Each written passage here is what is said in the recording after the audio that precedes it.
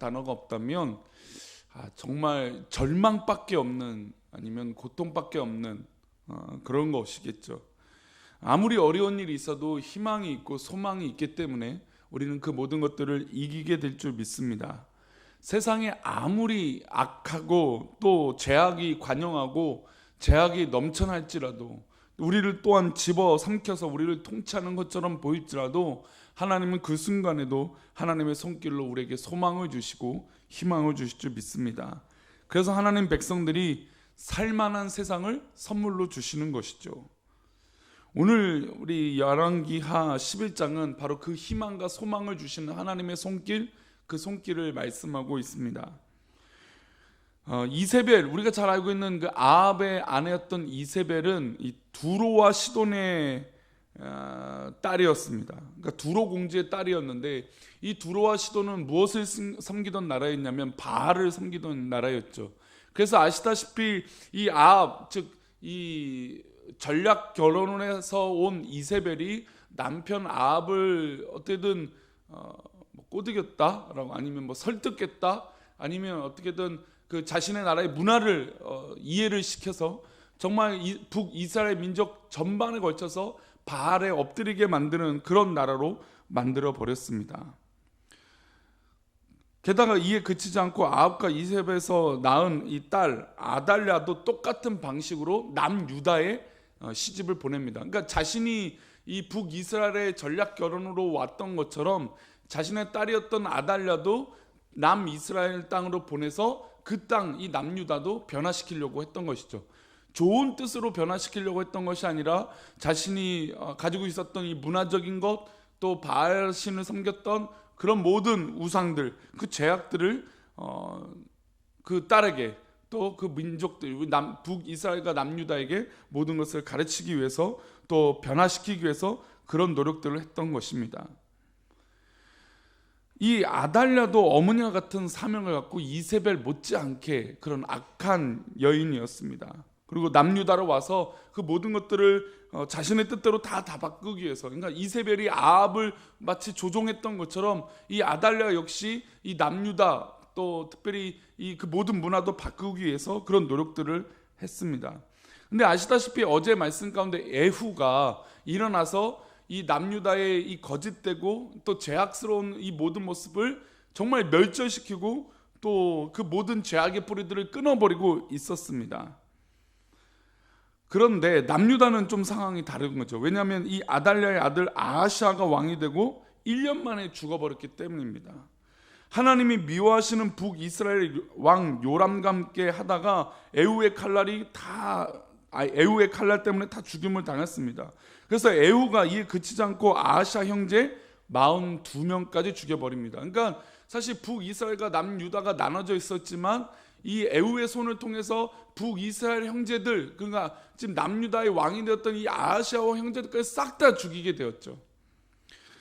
그런데 이 틈을 아달랴가 가만두고 있지 않았습니다. 자신이 뭐가 되려고 했냐면 여왕이 되려고 했어요.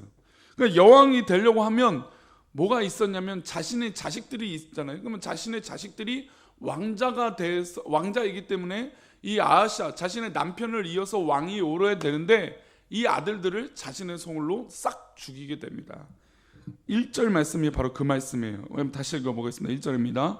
아하시아의 어머니 아달랴가 그의 아들이 죽은 것을 보고 일어나 왕의 자손을 모두 멸전하였으나, 이게 지금 약간의 그 당신의 관점, 그러니까 이 3인칭 관점처럼 왕의 자손을 모두 멸전하였으나 라고 하는 이 표현이지만, 이 표현은 결국 누가 누구의 손으로 죽인 것입니까? 어머니가 아들들을 싹 죽이게 된 거죠. 아니, 이게 너무나 장혹한 일이 됩니다. 왜냐하면 자기가 여왕이 되기 위해서죠. 피 비린내 나는 사륙을 서슴지 않고 모두 다 죽였습니다. 그리고 스스로 여왕이 되는 것이죠. 그러면 이제 볼 때는 이 남유다도 어디 손에 다 넘어갔다고 생각할까요? 북이스라엘이 이세벨의 손에 다 넘어가는 것처럼 이 아달랴의 손을 통해서 남유다도 다 바알의 이 우상에 다 넘어갔다라고 생각했을 거라는 것이죠. 게다가 하나님의 약속, 이 남유다, 이 유다를 통해서, 허리를 통해서 하나님의 자손, 너의 자손이 나타날 것이다, 영원토록 너희 나라와 함께 하시겠다라고 하는 하나님의 약속이 마치 사라진, 희망이 없어진 그런 이 현상처럼 보여줄 수도 있었다는 것입니다. 그렇죠. 사람들이 볼 땐 저 아달랴가 스스로 여왕이 된 것뿐만 아니라 모든 왕자들을 죽이고, 그렇다면 저 하나님의 말씀이 그대로 지켜지지 않는 그런 이런 엄청난 일, 게다가 이 바알의 우상이 완전히 관영해서 이들을 집어삼킬 것 같은 희망이 없는 그런 모습처럼 보여졌다는 것입니다. 그런데 이 상황 가운데 누가 역사하신다고요? 이 절망 가운데 하나님 역사하신다는 것이죠. 정말 바알이 관영해서 모든 이 선한 것을 집어삼키고 북이스라엘뿐만 아니라 남유다도 이렇게 만들어버리고 있는 이 악한 이 현실 가운데 하나님은 그 가운데도 역사하고 계시고 우리에게 희망을 주신다는 것이죠. 모든 왕의 자손을 정말 멸절시킨 데 한 아이가 살아남습니다. 그게 바로 요아스라고 하는 사람인데, 왕자인데 이 과정을 2절과 3절에서 이렇게 말합니다. 우리 요아스가 살아남은 과정을 보겠습니다. 2절과 3절입니다. 요람 왕의 딸 아하시아의 누이 여호세바가 아하시아의 아들 요아스를 왕자들이 죽임을 당하는 중에서 빼내어 그와 그의 유모를 침실에 숨겨 아달랴를 피하여 죽임을 당하지 아니하게 한지라. 요아스가 그와 함께 여호와의 성전에 6년을 숨어 있는 동안에 아달랴가 나라를 다스렸더라. 자, 보면 아달랴가 몇 년 동안 이 남유다를 다스렸습니까? 남유다를 다스린 게 6년입니다. 그러니까 6년은 짧지 않은 시간이죠. 사람들이 볼 때, 또 믿음의 사람들을 볼 때 저 아달랴가 왕위에 올라서 여왕이 돼서 스스로 이 바알과 모든 악한 문화를 융숭하게 만들고 있는 이 정말 희망이 없는 시대라고 느꼈을 때 많은 사람들은 굉장히 희망이 없는 절망 가운데 있는 것처럼 보였습니다. 게다가 6년 동안 그 일들을 하고 있으니 얼마나 믿음의 사람들은 괴로움에 빠졌겠습니까? 그러나 그녀의 조카 요아스를 그 여호사바의 아달랴의 딸이었던 이 여인이 요아스, 자기의 조카를 숨기게 됩니다. 세바가 유모와 아이를 침실에 숨기고 일단 목숨을 살려주었습니다. 이게 정말 놀라운 일인 거죠. 사실 다 죽고 다 망하고 어떻게 보면 다 희망도 없는 그 사이에 한 여인이 이 아이를 생명을 부지시키기 위해서, 살려주기 위해서 이렇게 했다는 것입니다. 그런데 이 숨긴 장소가 또 기가 막히죠. 이 숨긴 장소가 아무리 숨기려고 해도 안 되니까 결국 어디에 숨깁니까? 성전에 숨긴 것이죠. 사실 성전이라는 곳 자체도 많은 핍박과 이 바알의 문화 때문에 성전의 의미가 많이 퇴색되고 있는데, 그 여인이 생각해낸 게 이 요아스를 숨길 만한 장소가 바로 성전이었다는 것입니다. 성전에 아이를 맡겼죠. 살아남은 제사장 여호야다의 손에 의해서 이 아이를 키우게 되고 6년 동안 이 제사장의 손길을 통해서 이 요아스가 자라게 된 것입니다. 그리고 7년이 되었을 때 이제 한 9살 정도 된 거죠. 한국 나이로 따지면 8살, 9살 됐을 때 의젓해지니까 이제 주변의 사람들이 이 권력을 이 요아스에게 다시 세워주기 위해서 그 아달랴를 내쫓고 바로 요아스를 왕위로 세우게 됩니다. 우리가 이 과정, 마치 그 왕조 역사들이 참 재밌죠. 이런 것들을 보면 참 재밌지만 사실 현장에 있을 때는 얼마나 암흑과 어려움이 있었겠습니까? 6년 동안 이 아달랴고 하는 이 악한 여왕이 통치했을 때 얼마나 소망이 없고 어려웠겠습니까? 근데 이 과정을 통해서 우리가 기억할 것은, 첫 번째로 죄악이 아무리 관영하고 아무리 우리 눈에 희망이 없을지라도 하나님은 무엇을 준비하고 계십니까? 희망을 준비하고 계신다는 사실이죠. 다만 우리 눈에는 희망이 보이지 않을 뿐입니다. 다만 우리 계산으로 되지 않은 것처럼 보이집니다. 또 오늘 우리가 살아가는 이 세상 가운데도 아무리 돌아보려고 해도 희망이 보이지 않는 사회 현상이 보일 수도 있습니다. 아무래도 답이 안 나올 수도 있죠. 무엇이 옳은 것인지 나오지 않는 이 시대에 우리가 살고도 있습니다. 그러나 하나님은 여전히 요아스를 6년 동안 숨겨둔 것처럼 그 희망을 자라게 하고 계셨다는 것이죠. 그리고 결국 그 희망을 우리에게 허락하여 주시고 선물로 주시는 줄 믿습니다. 우리가 하나님의 사람이라면 그 희망을 지금 찾지 못한다면 절망할 수 있습니다. 그런 하나님은 여전히 우리 삶 가운데 희망을 주시고 소망을 계신다는 이 마음을, 이 믿음의 고백을 잊지 않기를 축복합니다.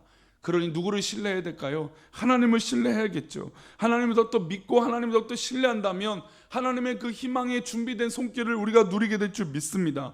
아무리 끊어질 듯하게 보이고 아무리 아무것도 아닌 것처럼 보일지라도 하나님은 그 가운데, 우리 가운데 역사하여 주시고 소망과 희망을 우리에게 주실 줄 믿습니다. 더불어서 이 요아스를 어디에 숨겼다고요? 성전에 숨겼어요. 성전에서 숨겼다는 건 결국 하나님의 희망은 어디서 시작된다는 것입니까? 성전에서 시작된다는 것이죠. 우리 이 시대에 성전이 많이 타락했다고 말합니다. 교회가 이전 같지 않고, 교회가 정말 끝이 보이지 않고, 교회가 순수했는데 요즘은 그 순수함을 잃어버렸다고 얘기합니다. 그럼에도 불구하고 교회는 하나님의 희망이 되는 것이죠. 왜냐하면 그 옛날 이 아달랴 이 여왕 시대에 그 악한 여왕이 통치하고 있던 남유다의 희망은 바로 성전에서 요아스가 자라고 있었기 때문입니다. 그 요아스가 이어서 왕이 되었을 때 그 소망을, 희망을 현실로 바꾸는 왕이 되어졌다는 것입니다. 그럼에도 불구하고, 이런 상황임에도 불구하고, 이런 과정에도 불구하고 교회가 소망이 되어져야 될 줄 믿습니다. 우리 성도들이 희망이 되어야 되고, 목사가 희망이 되어져야 되고, 우리 꿈꾸는 교회가 이 지역 가운데 소망이 되어져야 될 줄 믿습니다.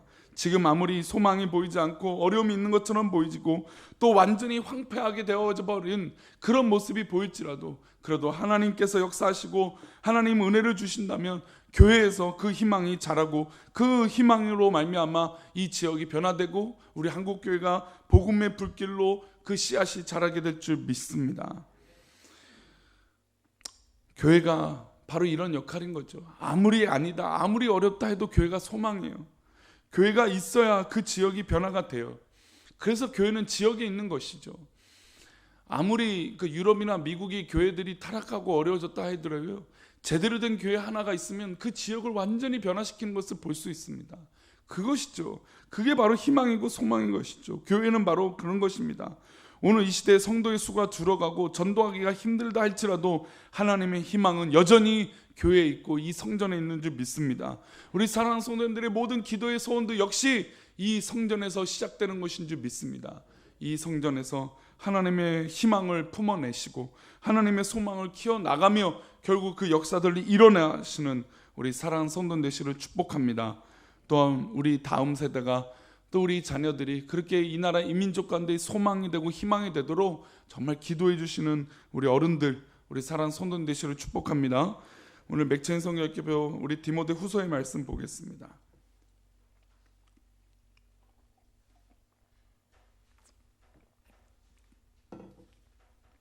디모데 후서 2장의 말씀입니다.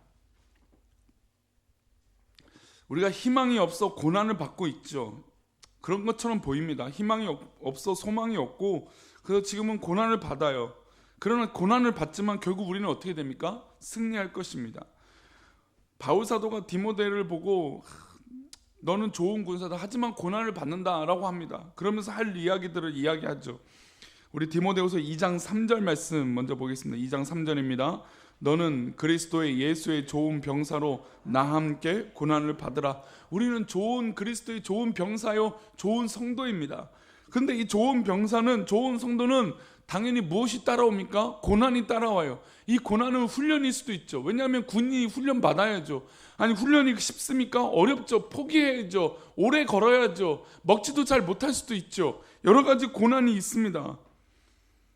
그러나 분명한 것은, 변치 않는 것은 우리는 예수의 좋은 병사인 것이죠. 우린 예수님의 병사예요. 그 병사로서 어려움을 당할 수도 있어요. 그러나 하나님의 좋은 역사로 이 모든 것들을 이겨나가게 될 줄 믿습니다. 그 내용이 이제 4절과 5절인데 한번 보겠습니다. 4절, 5절, 2절입니다. 시작. 병사로 복무하는 자는 자기 생활에 얽매이는 자가 하나도 없나니 이는 병사로 모집한 자를 기쁘게 하려 함이라. 경계하는 자가 법대로 경계하지 아니하면 승리자의 관을 얻지 못할 것이며, 우리는 하나님의 방법으로 살아가는데 하나님 뜻대로 하나님 의지에서 병사로 모집된 사람인데, 우리는 누구의 법대로 하는 것입니까? 하나님의 법대로 하는 것입니다. 하나님의 방법으로 하는 것이에요. 아무리 죄악이 만영해도 죄악의 방법으로 하는 것이 아니라 하나님의 방법으로 하는 것입니다. 우리 5절 말씀은 그것을 말하고 있는 것입니다. 경계하는 자가 법대로 경계하지 아니하면 승리자의 관을 얻지 못한다는 것이죠. 때로는 이 믿음의 사람으로 믿음을 가지고만 산다는 게 참으로 어려울 때가 있어요. 다른 방법으로 사용해 볼까? 다른 뜻을 한번 해볼까? 다른 여러 가지 생각을 해볼까라고도 해봅니다. 이렇게 하면 또 지름길도 있으니까요. 그 방법으로 하는 것이 과연 옳을까라고 질문해 본다면 우리는 언제든지 하나님의 방법으로 해야 될 줄 믿습니다. 우리는 하나님의 좋은 병사로 부르심을 받았기 때문입니다. 우리 이 자리에 앉아있는 우리 아침 기도에 나온 우리 사랑하는 성도님들은 하나님 앞에 좋은 군사로 부르심을 받은 귀한 군인들인 줄 믿습니다. 우리는 이 군인으로서 살 때 4절 보면 복무하는 자는 자기 생활에 얽매이는 자가 없다고 했습니다. 그러니까 사실은 포기해야 되는 것이죠. 성도로서 산다는 게 참 많은 것들을 포기해야 됩니다. 나도 세상의 방법대로 살면 얼마나 떵떵거리고 살 수 있겠습니까?